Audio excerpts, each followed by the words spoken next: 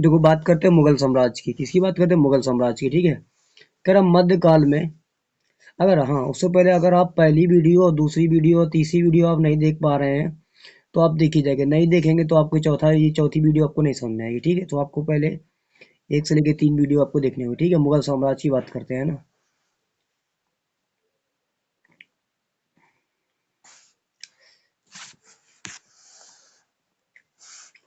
देखो, कह रहा कि मध्यकाल में किसी भी शासक के लिए भारतीय उपमहाद्वीप जैसे बड़े क्षेत्र पर जहाँ लोग संस्कृति में इतना अधिक विविधताएं हो, वहाँ शासन कर पाना अत्यंत कठिन कार्य था। उनके पूर्ववर्तियों के विपरीत मुगलों ने एक ऐसा साम्राज्य की स्थापना की, वहाँ कार्य पूरा किया जो अब तक केवल छोटी अवधियों के लिए ही संभव जान पड़ता था। ठीक, कह रहा 16वीं सदी के उत्तरार्ध से उन्होंने दिल्ली और आगरा से अपने पूर्ण राज्य का विस्तार शुरू किया और 17वीं शताब्दी में लगभग संपूर्ण महाद्वीप पर अधिकार प्राप्त कर लिया। उन्होंने प्रशासन के ढांचे और शासन की संबंधियों पर विचार लागू किए और उनके राज्य पतन के बाद भी टिके रहे। ठीक, आगे कह रहा है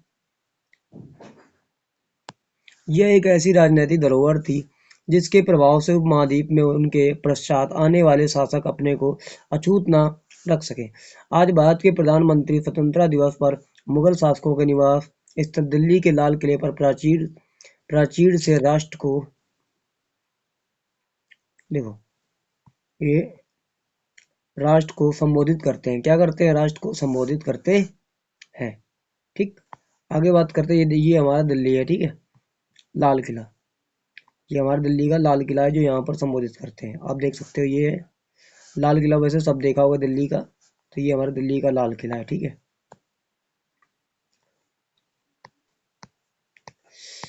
आगे बात करते हैं मुगल कौन थे। कह रहा मुगल कौन थे? कह रहा मुगल दो महान शासक वंशों के वंशज थे। कौन? दो महान शासकों के वंशज थे। कह रहा माता की ओर से हुए मंगोल शासक और चंगेज खान जो चीन और मध्य एशिया के कुछ भागों पर राज करता था के उत्तराधिकारी थे। पिता की ओर से हुए ईरान और इराक व वर्तमान तुर्की के शासक तैमूर, जिसकी मृत्यु 1404 में हुई थी, के उसके वंशज थे। परंतु मुगल अपने को मुगल या मंगोल कहलवाना पसंद नहीं करते थे। ऐसा इसलिए था क्योंकि चंगेज खान से जुड़ी स्मृतियां सैकड़ों व्यक्तियों के नरसंहार से संबंधित थी। यह स्मृतियां मुगलों के प्रतियोगियों और उज़्बेकों से भी संबंधित थी। दूसरी तरफ मुगल तैमूर वंशज होने पर गर्व का अनुभव करते थे। ठीक, आगे बात करते हैं। ज्यादा इसलिए क्योंकि इनके महान पूर्वज 1358 में दिल्ली पर कब्जा कर लिया था। अब बात करते हैं चित्र दूसरे की। ठीक है ना,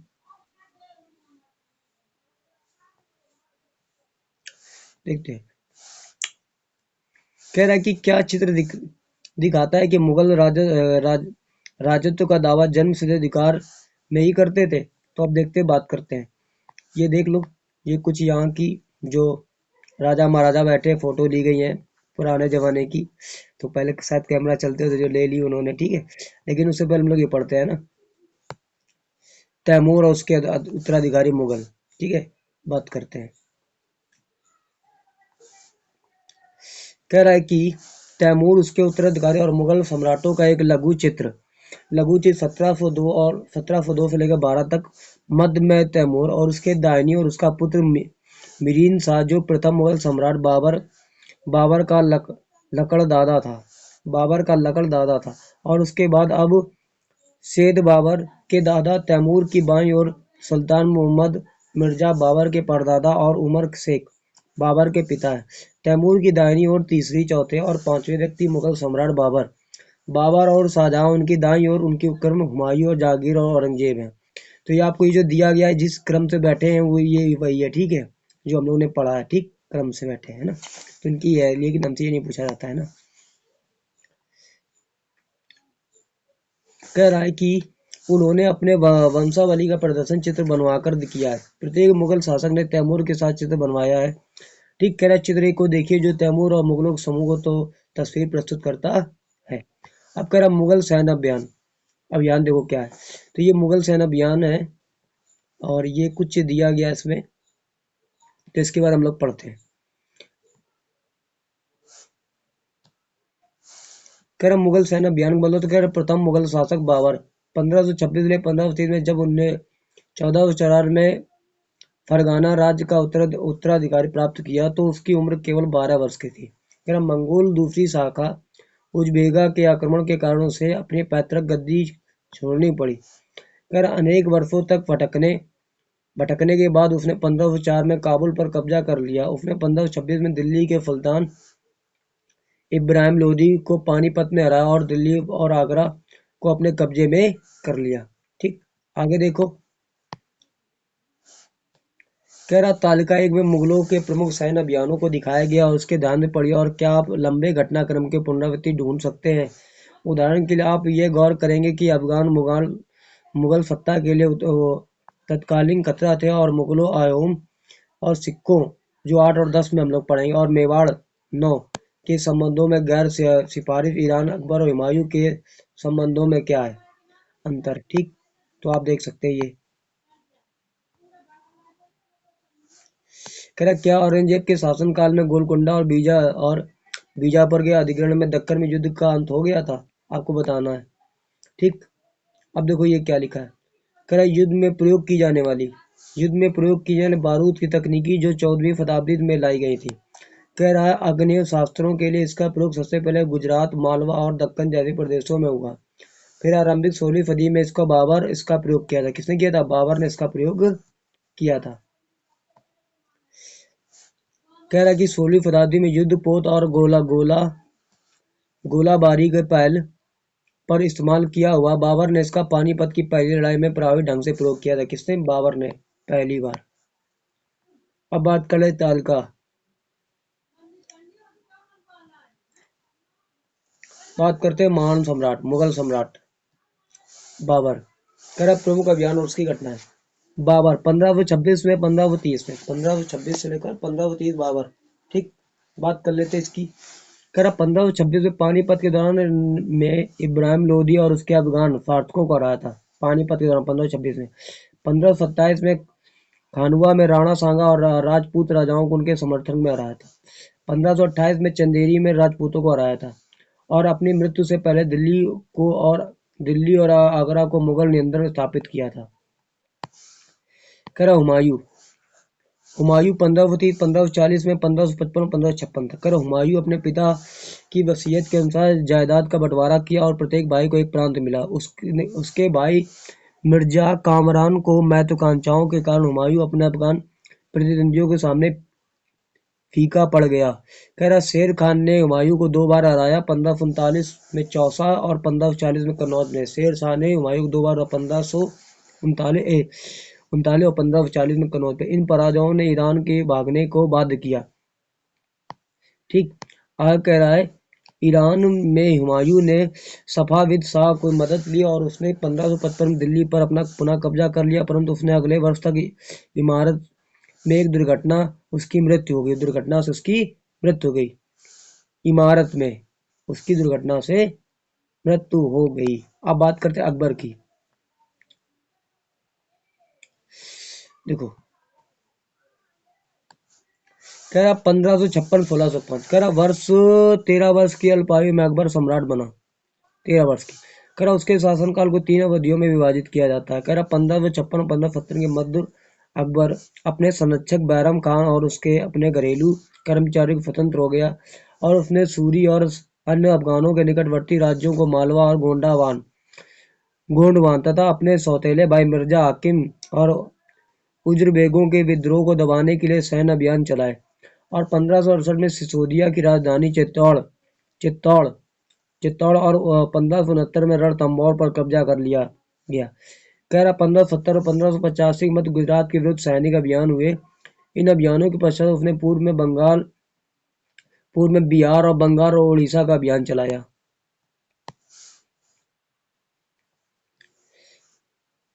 कह रहा जिन्हें 1579 और 80 में मिर्जा हाकिम के पक्ष में हुए। कह रहा विद्रोह ने जटिल कर दिया, और 1585-1605 के मध्य अकबर ने साम्राज्य का विस्तार हुआ।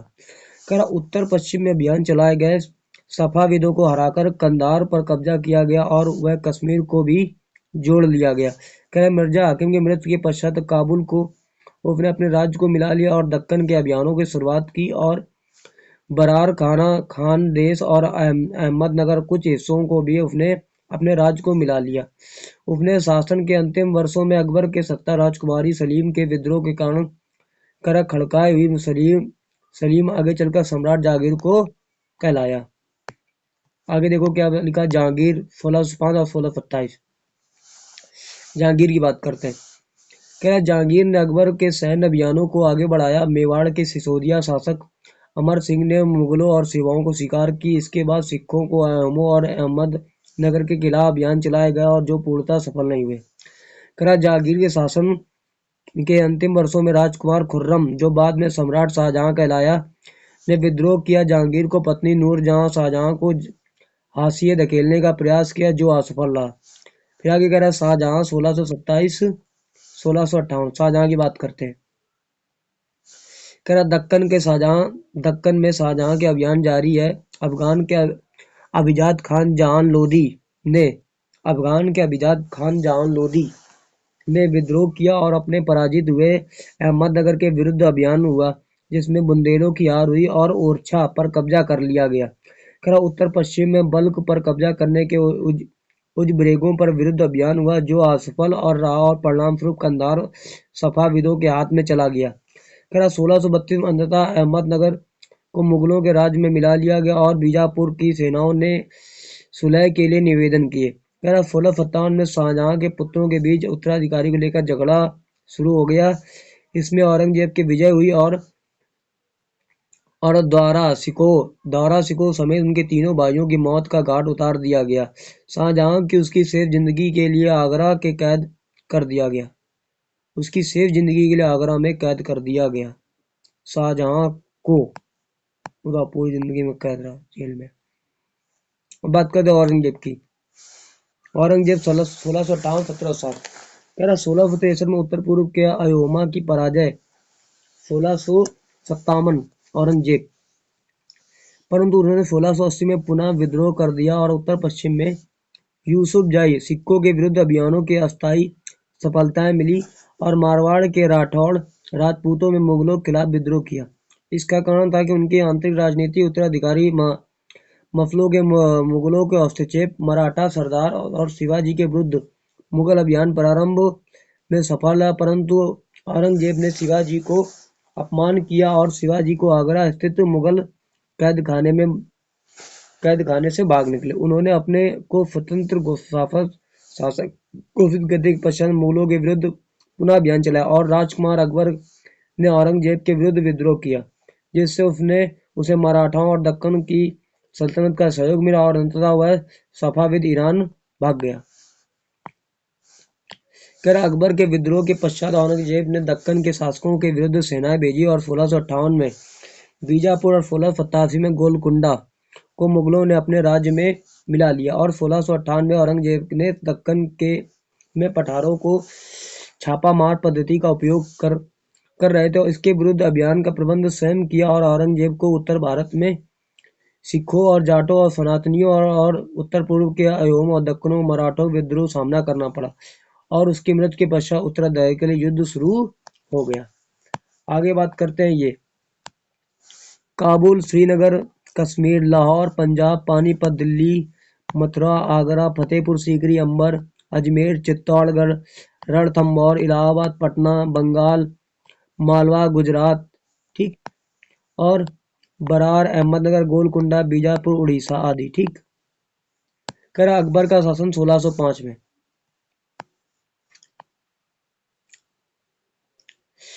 कह रहा उत्तराधिकारी मुगल परंपरा।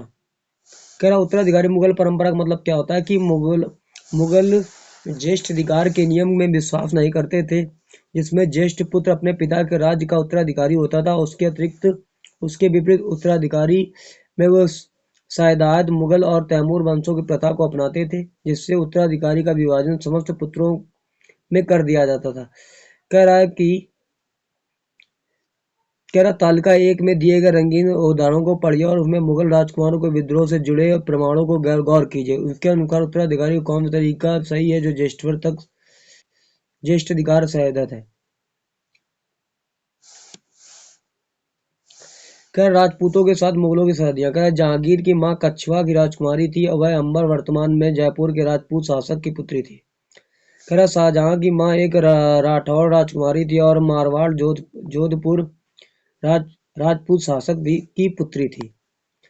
कह मुगलों के अन्य शासकों मुगलों के अन्य शासकों के साथ संबंध। तालिका फिर से देखो। आप पाएंगे मुगलों ने उन शासकों के विरुद्ध लगातार अभियान शुरू किए जिन्होंने अपनी सत्ता को स्वीकार करने से इनकार कर दिया था। जब मुगल शक्तिशाली हो गए तो उन्हें कई शासकों ने स्वेच्छा उनकी सत्ता स्वीकार कर ली और राजपूत उसकी अन्य उदाहरण में अनेक मुगलों को घराने में अपनी पुत्रियों और विवाहों को उच्च पद प्राप्त के लिए परंतु इकाइयों में विरोध भी किया था। आगे कह रहा है मेवाड़। देखो मेवाड़ की बात करते हैं। कह रहा मेवाड़ की सिसोदिया राजपूत लंबे समय तक मुगलों को सत्ता को स्वीकार करने के इनकार करते रहे, परंतु जब वे हारे तो मुगलों ने उनके साथ सम्मानी व्यवहार किया और उन्हें उनके जागीर वतन जागीर के रूप में वापस कर दिए। पराजित करने परंतु अपमानित न होने कारण करने के बीच उनके सावधानी से बनाए गए संतुलन की वजह से मुगल भारत में अनेक शासकों और सरदारों पर अपना प्रभाव बढ़ा पाया, परंतु इस संतुलन को हमेशा बरकरार रखना कठिन था। और फिर से एक तालिका देखो। गौर करें कि जब आप शिवाजी मुगल सत्ता स्वीकार करने और औरंगजेब ने उनका अपमान किया तो आप अपमान का क्या परिणाम हुआ था, ये आपको पता करना है। कह रहा मनसबदार और जहांगीर क्या होता है। मनसब कह रहा जैसे साम्राज्य के विभिन्न क्षेत्र सम्मिलित होते गए वैसे वैसे मुगलों को तरह तरह के सामाजिक समूह और सदस्यों का प्रशासन भी नियुक्त करना आरंभ किया गया। कह रहा शुरू में ज्यादातर सरदार तुर्की और तुरानी थे, लेकिन अब वे इस छोटे छोटे समूह के साथ उन्होंने शासक वर्ग के ईरानियों और भारतीय मुसलमानों, अफगानों और राजपूतों और मराठाओं और अन्य समूहों को सम्मिलित किया। कह रहा मुगलों की सेवा में आने वाले नौकर शाह और मनसबदार कहलाए गए। कौन कहलाए गए? नौकर शाह और मनसबदार। कर मनसबदार जो शब्द का प्रयोग ऐसे व्यक्तियों के लिए किया होता है जिन्हें कोई मनसब यानी कोई सरकारी हैसियत अथवा पद मिलता है। कह रहा यह मुगलों द्वारा चलाई गई श्रेणी व्यवस्था थी जिसके जरिए पद, वेतन और सैन्य उत्तराधिकारी निर्धारित किए जाते थे। पद और वेतन के निर्धारण ज्ञात संख्या पर निर्भर था। कह रहा ज्ञात की संख्या जितनी अधिक होती है दरबार में अभिजात और प्रतिष्ठा उतनी ही बढ़ जाती है। कह रहा उसका वेतन भी उतना ही अधिक होता था। ठीक, जितना अधिक उसका पद होता है उतना ही अधिक उसका वेतन होता था। जो सैन्य उत्तराधिकारी मनसबदारों को सौंपे जाते थे उन्हीं के अनुसार उन्हें घुड़सवार रखने पड़ते थे। मनसबदार अपने सवारों और निरीक्षण के लिए लाते थे। वे अपने सैनिकों के घोड़ों को दगवाते थे और एवं सैनिकों का पंजीकरण करवाते थे। इन कार्रवाई के बाद उन्हें सैनिकों का वेतन देने के लिए धन मिलता था। आगे देखो क्या कह रहा है। मनसबदार अपना वेतन राजस्व एकत्रित करने वाले भूमि के रूप में पाते थे जिन्हें जागीर कहते थे और तकरीबन इक्तियों का समान ही था। कैसे था? तकरीबन इक्तियों का ही समान थी।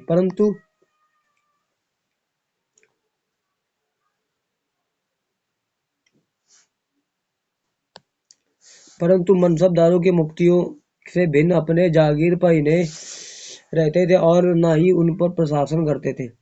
उनके पास अपनी जागीरों से केवल राजस्व एकत्रित करने का अधिकार था। यह राजस्व उनके नौकर उनके लिए एकत्रित करते थे, जबकि वे स्वयं देश के किसी अन्य भाग में ही सेवारत रहते थे। चलो देख लेते। कह रहा चित्र 5 अपने सवारों के साथ मनसबदार अभियान पर। जो ऊपर वाला चित्र हमारा दिया गया ये वाला, ठीक। आगे कह रहा है कि चित्र 6 शाहजहां के राजकाज के लिए एक लघु चित्र के ब्यौरे में जहां जागीर के समय के साथ भ्रष्टाचार दिखाया गया है। भ्रष्ट अफसर रिश्वत लेते हुए। और अगला क्या है ये देख लो, ठीक, ये वाला भ्रष्ट अफसर ना। और ये चित्र की बात करें, पहले चित्र घोड़सवार मनसबदारों के साथ।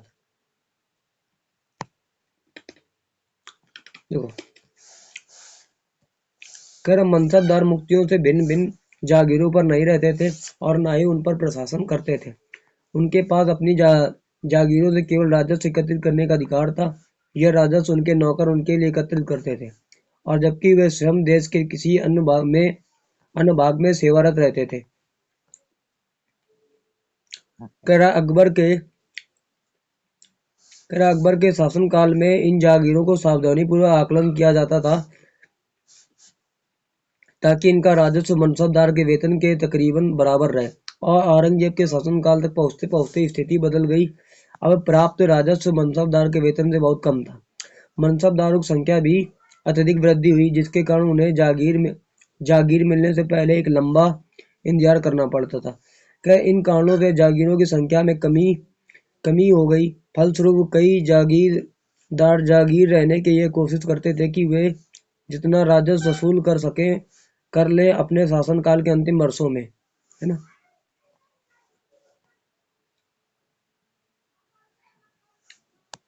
खैर औरंगजेब ने इन परिवर्तनों पर नियंत्रण नहीं रखा और इन कारणों किसानों को अत्यधिक मुसीबतों का सामना करना पड़ा। फिर आगे कह रहा है जब्त और जमींदारी का मतलब क्या होता है। कह रहा जब्त और जमींदारी का मतलब क्या होता है। कह रहा मुगलों को आमदनी का प्रमुख साधन किसानों को उपज से मिलने वाला एक राजस्व था। कह रहा अधिकतर स्थानों पर किसान ग्रामीण कुलीनों यानी मुखिया या स्थानीय सरदारों के माध्यम से राजस्व देते थे समस्त मध्यस्थों के लिए, चाहे वो स्थानीय ग्राम के मुखिया हों या फिर शक्तिशाली सरदार हों। कह रहा मुगल एक ही शब्द जमींदार का ही प्रयोग करते थे। मुगल एक ही शब्द जमींदारी का ही प्रयोग किया करते थे। कह रहा अकबर के राजस्व स्वामी टोडरमल, अकबर के जो राजस्व सामंत्री थे कौन थे, टोडरमल थे, ने 10 साल 1570 से लेकर 1580 के काल अवधि तक के लिए कृषि का पैदावार कीमतों और कृषि की भूमि सावधानीपूर्वक संरक्षण किया। इन आंकड़ों के आधार पर प्रत्येक फसल पर नकद के रूप में कर राजस्व निश्चित कर दिया गया। कर प्रत्येक सूबे प्रांत को राजस्व मंडलों में बांटा गया और प्रत्येक की हर फसल के लिए राजस्व दर के लिए अलग सूची बनाई गई। कर राजस्व प्राप्त करने की इस राजस्व की प्राप्त करने की व्यवस्था को जब्त कहा जाता था। क्या कहा जाता था, जब्त कहा जाता था। कर इस अवस्था में उन स्थानों को प्रचलित थी जहां पर मुगल प्रशासनिक अधिकारी भूमि का निरीक्षण कर सकते थे और सावधानीपूर्वक उनका हिसाब रख सकते थे। ऐसा निरीक्षण गुजरात और बंगाल जैसे प्रांतों में संभव नहीं हो पाया। ठीक। कर कुछ क्षेत्रों में जमींदार इतने शक्तिशाली थे कि मुगल प्रशासकों द्वारा शोषण किए जाने की स्थिति में विद्रोह कर सकते थे। कभी कभी एक ही जाति के जमींदार किसान मुगल सत्ता के खिलाफ मिलकर विद्रोह कर देते थे। 17वीं शताब्दी के आखिर में ऐसा किसान विद्रोह ने मुगल सम्राट के स्थायित्व को चुनौती दे डाली। आगे कह रहा अकबरनामा और आईन अकबरी किसने लिखी है, देखो बात करते हैं। देखो क्या लिखा, अबुल फजल से अकबरनामा लेते हुए अकबर। ठीक। अब उसके बाद हम इसको पढ़ते हैं। ठीक है, देखो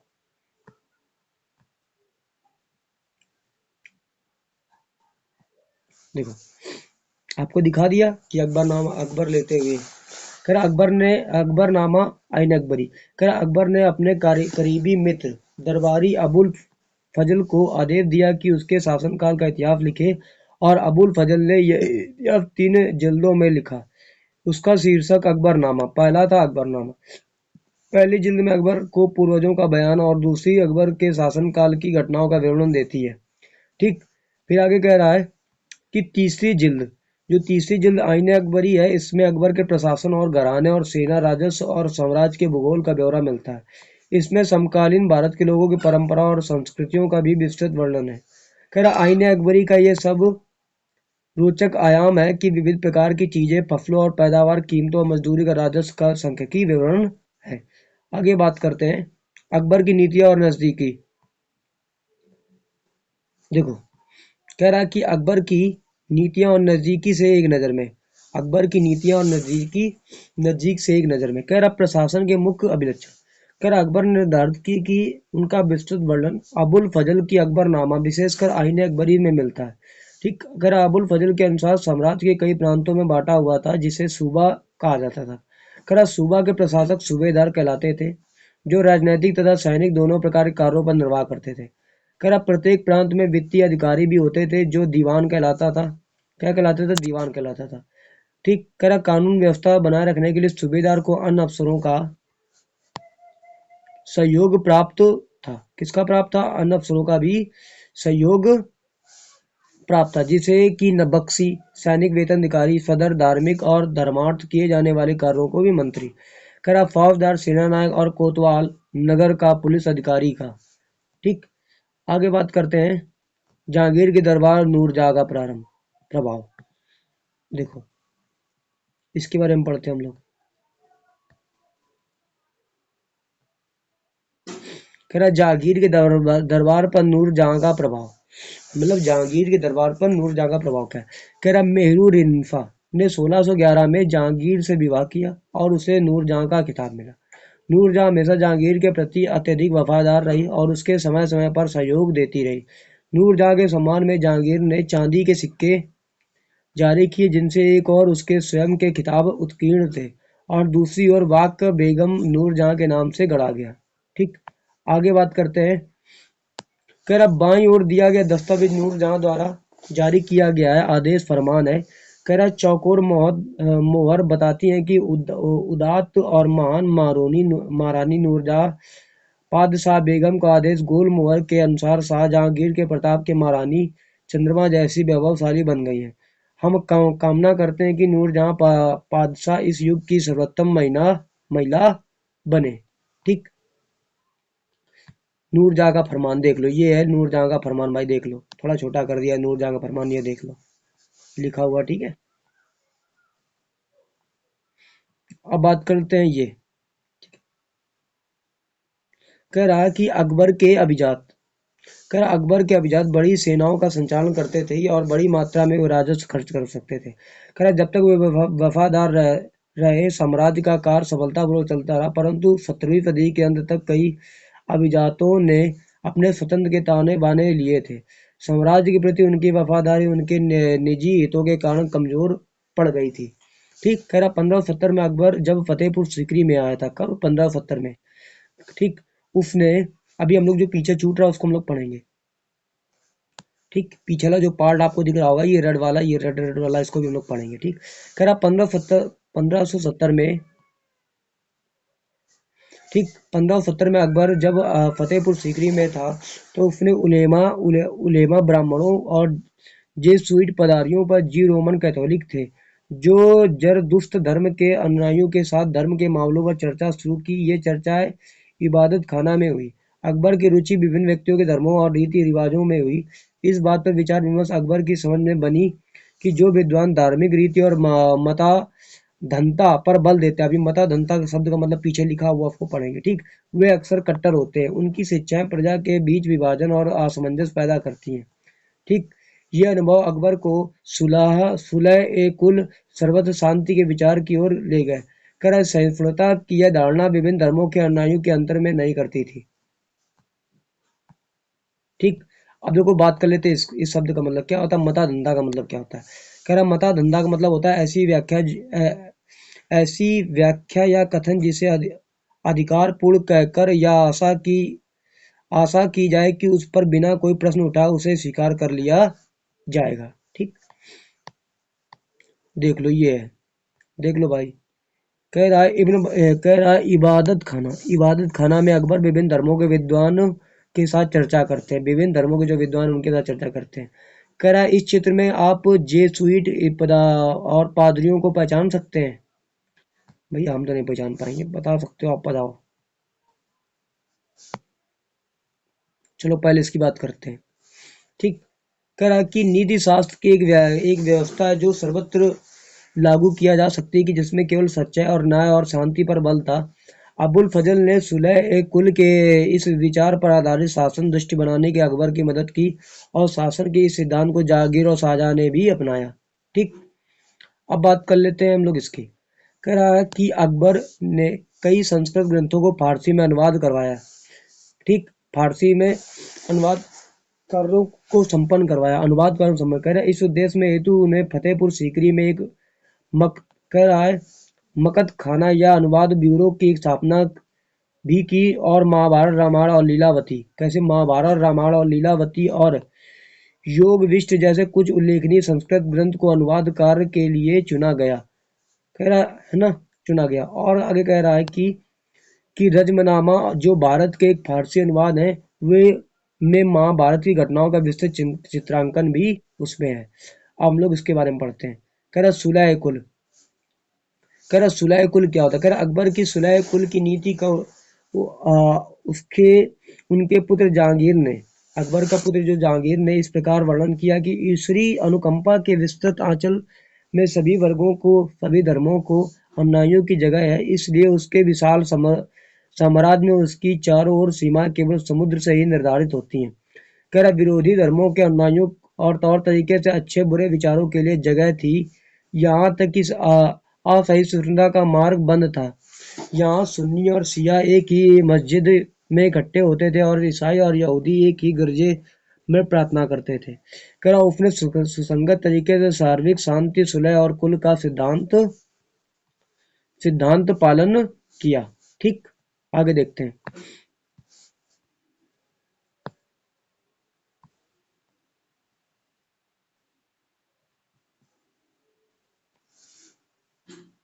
कह रहा 17वीं शताब्दी और उसके पश्चात मुगल साम्राज्य। ठीक, 17वीं शताब्दी और उसके पश्चात मुगल साम्राज्य। कह रहा मुगल साम्राज्य का प्रशासनिक और सैनिक कुशलता के फलस्वरूप आर्थिक और वाणिज्यिक समृद्धि में वृद्धि हुई। कह रहा विदेशी यात्रियों ने इसे वैसे धनी देश बताया, जैसा कि किस्से कहानियों में वर्णित होता रहा है, परंतु यही यात्री इसमें प्रचुरता के साथ मिलने वाले दरिद्रता को भी देखकर विस्मित रह गए।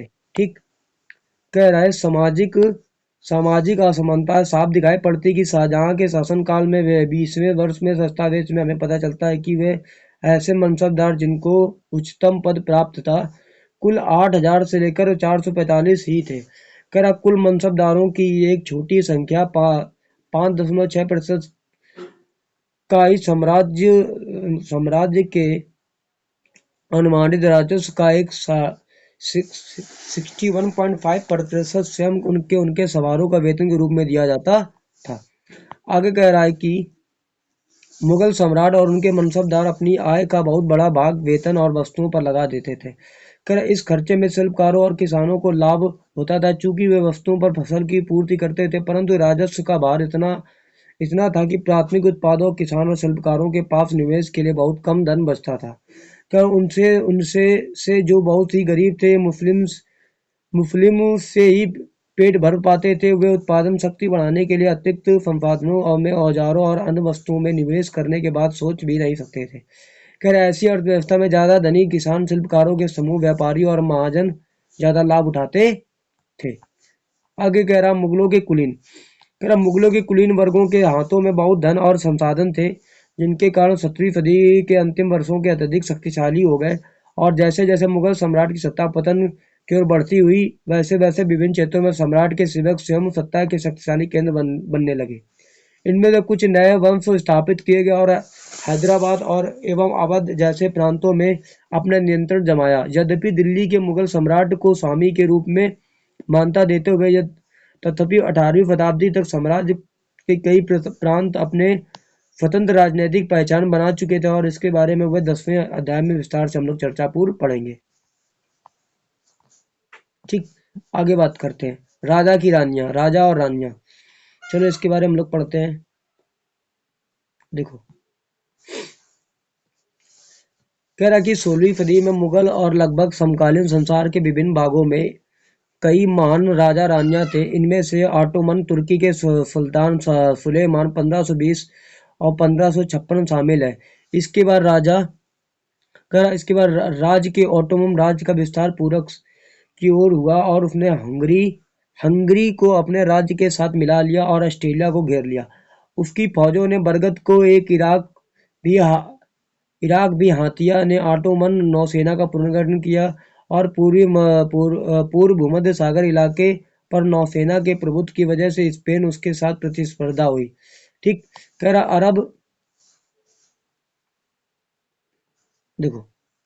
रहा अरब सागर में इस नौसेना ने पुर्तगालियों को चुनौती दी और सम्राट को अल कानूनी का खिताब दिया, क्योंकि इसके शासनकाल में बड़ी संख्या में नियम कानून बनाए गए थे और इन नियमों को लक्ष्य यह था कि बढ़ते हुए साम्राज्य के विभिन्न क्षेत्रों में ध्यान रखते हुए प्रशासनिक तरीकों का मानकीकरण हो, ताकि किसानों को बेगार और भारी करों से बचाया जा सके।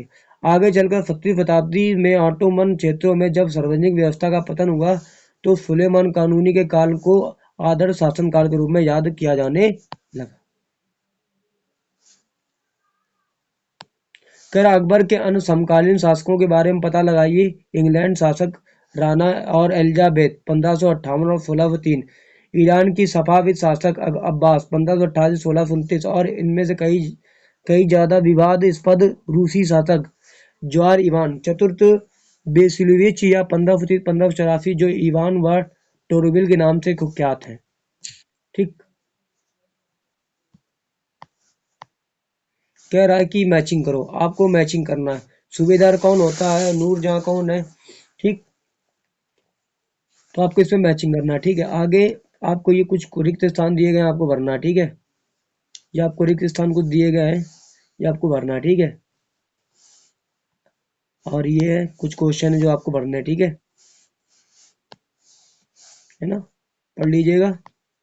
और ये कुछ क्वेश्चन है जो आपको इसमें से पढ़ के आपको हल करने हैं और करने हैं। ठीक है, लिखने हैं पूरे, है ना, ध्यान से। और हम लोग ने क्या कर लिया है, ये हमारे लिए किसकी वीडियो थी, केवीएस की थी, और सीटेट के लिए थी। किसके लिए, सीटेट पेपर के लिए, जो हमारा सेकंड पेपर है उसके लिए, है ना। ठीक। कुछ लोग कहेंगे सीटेट सही नहीं लिखा, लो भैया। ठीक। फिर मिलते हैं अगली वीडियो पे हम लोग, और उसके लिए धन्यवाद। वीडियो को लाइक शेयर सब्सक्राइब जरूर कीजिएगा। ठीक है, और चैनल पे को बने रहिएगा।